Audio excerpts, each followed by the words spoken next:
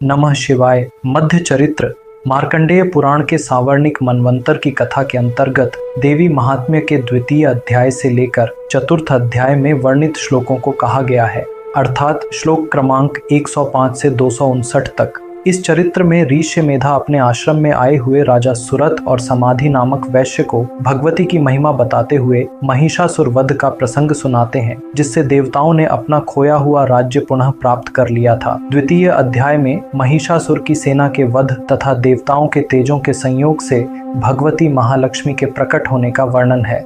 वे अपने समस्त आयुधों तथा अपने सिंह वाहन को लेकर महिषासुर की विशाल सेना पर टूट पड़ी।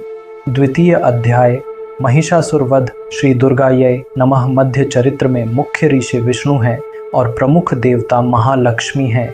इस अध्याय का छंद उष्णिक है। शक्ति का स्वरूप शाकंभरी, बीज दुर्गा, तत्व वायु और वेद रूपी यजुर्वेद है। इस अध्याय का पाठ महालक्ष्मी की प्रसन्नता के लिए किया जाता है। पाठ करते समय इस प्रकार देवी का ध्यान करें। मैं कमलासन पर विराजमान प्रसन्न मुखिनी महिषासुर मर्दिनी भगवती महालक्ष्मी का ध्यान करता हूँ। वे अपने कर कमलों में अक्षमाला, परशु, गदा, बाण, वज्र, पद्म, धनुष, कुंडिका, दंड, शक्ति, खड्ग, ढाल, शंख, घंटा, मधुपात्र, शूल, पाश और चक्र धारण करती हैं। ऋषि कहते हैं, प्राचीन काल में देवताओं और असुरों के बीच 100 वर्षों तक भयंकर संग्राम हुआ। उस युद्ध में असुरों का स्वामी महिषासुर था और देवताओं के नायक इंद्र थे। उस भीषण संघर्ष में देवताओं की सेना असुरों की अपार शक्ति से परास्त हो गई। संपूर्ण देवताओं को जीतकर महिषासुर ने इंद्र का पद प्राप्त कर लिया। तब पराजित देवता प्रजापति ब्रह्मा जी को साथ लेकर उस स्थान पर पहुंचे जहां भगवान शंकर और भगवान विष्णु विराजमान थे। देवताओं ने महिषासुर के पराक्रम तथा अपनी पराजय का यथावत वृत्तांत उन दोनों देवेश्वरों से विस्तार पूर्वक कह सुनाया। वे बोले, भगवान महिषासुर ने सूर्य, इंद्र, अग्नि, वायु, चंद्रमा, यम, वरुण तथा अन्य देवताओं के अधिकार छीनकर स्वयं ही सबका अधिष्ठाता बन बैठा है। उस दुरात्मा महिष ने समस्त देवताओं को स्वर्ग से निकाल दिया है। अब वे मनुष्यों की भांति पृथ्वी पर विचर रहे हैं। दैत्यों की ये सारी करतूत हमने आप लोगों को कह सुनाई है। अब हम आपकी ही शरण में आए हैं, उसके वध का कोई उपाय कीजिए। इस प्रकार देवताओं के वचन सुनकर भगवान विष्णु और शिव दैत्यों पर अत्यंत क्रोधित हुए। उनकी भौहें तन गईं और मुख टेढ़ा हो गया। तब अत्यंत कोप से भरे हुए चक्रपाणी विष्णु के मुख से एक महान तेज प्रकट हुआ। इसी प्रकार ब्रह्मा, शंकर तथा इंद्र आदि अन्य देवताओं के शरीर से भी अत्यंत प्रबल तेज प्रकट हुआ। वह सब तेज मिलकर एक हो गया। महान तेज का वह पुंज जाज्वल्यमान पर्वत के समान प्रतीत हुआ। देवताओं ने देखा कि उसकी ज्वालाएं संपूर्ण दिशाओं में व्याप्त हो रही थीं। समस्त देवताओं के शरीर से प्रकट हुए तेज की कहीं कोई तुलना नहीं थी। एकत्रित होने पर वह तेज एक नारी के रूप में परिणत हो गया और अपने प्रकाश से तीनों लोकों को व्याप्त करता हुआ जान पड़ा। भगवान शंकर के तेज से उस देवी का मुख प्रकट हुआ। यमराज के तेज से उसके सिर पर केश उत्पन्न हुए। श्री विष्णु के तेज से उसकी भुजाएं उत्पन्न हुईं। चंद्रमा के तेज से उसके दोनों स्तन और इंद्र के तेज से उसका मध्य भाग प्रकट हुआ। वरुण के तेज से उसकी जंघाएं और पिंडलियां तथा पृथ्वी के तेज से नितंब भाग प्रकट हुआ। ब्रह्मा के तेज से उसके दोनों चरण और सूर्य के तेज से उसकी उंगलियां उत्पन्न हुईं।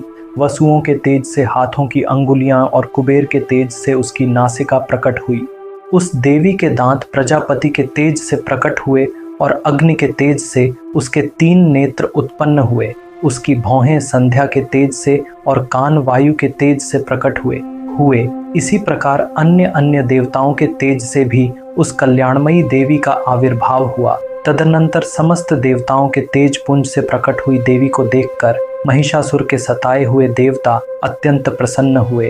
पिनाकधारी भगवान शंकर ने अपने शूल से एक शूल निकालकर उन्हें अर्पित किया। फिर भगवान विष्णु ने अपने चक्र से चक्र उत्पन्न करके भगवती को प्रदान किया। वरुण ने शंख भेंट किया। अग्नि ने उन्हें शक्ति दी और वायु ने धनुष तथा 2 तीरों से भरे हुए तरकस प्रदान किए। सहस्त्र नेत्रों वाले देवराज इंद्र ने अपने वज्र से वज्र उत्पन्न करके दिया और ऐरावत हाथी से उतार कर 1 घंटा भी अर्पित किया। यमराज ने काल दंड से दंड, वरुण ने पाश, प्रजापति ने स्फटिकाक्ष की माला तथा ब्रह्मा जी ने कुंभकुंडलु भेंट किया। सूर्य ने देवी के समस्त रोमकूपों में अपनी किरणों का तेज भर दिया। काल ने उन्हें चमकती ढाल और तलवार दी। क्षीर समुद्र ने उज्ज्वल हार तथा कभी न झुलसने वाले 2 दिव्य वस्त्र भेंट किए। साथ ही उन्होंने दिव्य चूड़ामणि, 2 कुंडल, कड़े, उज्ज्वल अर्धचंद्र, सभी बाहों के लिए कीयूर, दोनों चरणों के लिए निर्मल नूपुर, गले की सुंदर हंसली और सभी अंगुलियों में पहनने के लिए रत्नों से बनी अंगूठियां भी दीं। विश्वकर्मा ने उन्हें अत्यंत निर्मल फरसा भेंट किया, साथ ही अनेक प्रकार के अस्त्र और अभेद्य कवच भी प्रदान किए। इनके अतिरिक्त मस्तक और वक्षस्थल पर धारण करने के लिए कभी न मुरझाने वाले कमलों की माला दी। जलधि ने उन्हें सुंदर कमल का फूल भेंट किया। हिमालय ने सवारी के लिए सिंह और भांति भांति के रत्न समर्पित किए। धनदक्ष कुबेर ने मधु से भरा हुआ पान पात्र दिया और संपूर्ण नागों के राजा शेष, जो इस पृथ्वी को धारण करते हैं, ने बहुमूल्य मणियों से विभूषित नागहार भेंट किया। इसी प्रकार अन्य देवताओं ने भी आभूषण और अस्त्र शस्त्र देकर देवी का सम्मान किया। तत्पश्चात उन्होंने बारंबार अट्टहास पूर्वक उच्च स्वर में गर्जना की। उनके भयंकर नाद से संपूर्ण आकाश गूंज उठा।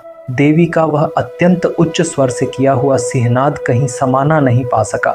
आकाश उसके सामने लघु प्रतीत होने लगा। उसकी प्रतिध्वनि इतनी प्रबल थी कि संपूर्ण विश्व में हलचल मच गई और समुद्र भी कामोन्नत हो उठा।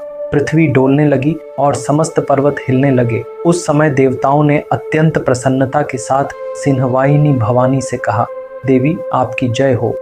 साथ ही महर्षियों ने भक्तिभाव से विनम्र होकर उनका स्तवन किया। संपूर्ण त्रिलोकी को शोभाग्रस्त देख दैत्यों ने अपनी समस्त सेना को कवचादि से सुसज्जित कर हाथों में हथियार लेकर सहज उठकर खड़े हो गए।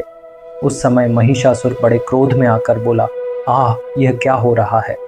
फिर वह अपनी संपूर्ण असुरों की सेना से घिरकर उस सिंहनाद की ओर लक्ष्य करके दौड़ा और आगे पहुंचकर देवी को देखा। देवी अपने प्रभास से तीनों लोगों को प्रकाशित कर रही थी। उनके चरणों के भार से पृथ्वी दब रही थी। माथे के मुकुट से आकाश में रेखा सी खींच रही थी तथा वे अपने धनुष के टंकार से सातों पातालों को क्षुब्ध कर रही थीं। देवी अपनी हजारों भुजाओं से संपूर्ण दिशाओं को आच्छादित करते हुए खड़ी थीं। तदनंतर उनके साथ दैत्यों का युद्ध शुरू हो गया। नाना प्रकार के अस्त्र शस्त्रों के प्रहार से संपूर्ण दिशाएं उद्भासित होने लगीं। चिक्षुर नामक महान असुर महिषासुर का सेनानायक था। वह देवी के साथ युद्ध करने लगा।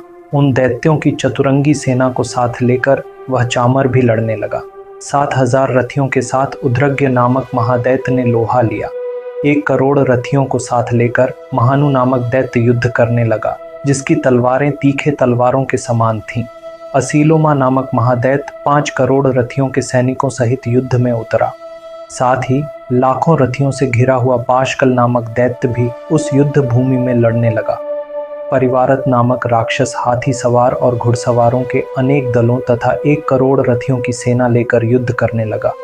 बिडाल नामक दैत्य 5 अरब रथियों से घिरकर लोहा लेने लगा। इसके अतिरिक्त और भी हजारों महादैत्य रथ, हाथी और घोड़ों की सेना लेकर वहां देवी के साथ युद्ध करने लगे। स्वयं महिषासुर उस रणभूमि में कोटि कोटि सहस्त्र रथ, हाथी और घोड़ों की सेना से घिरा हुआ खड़ा था।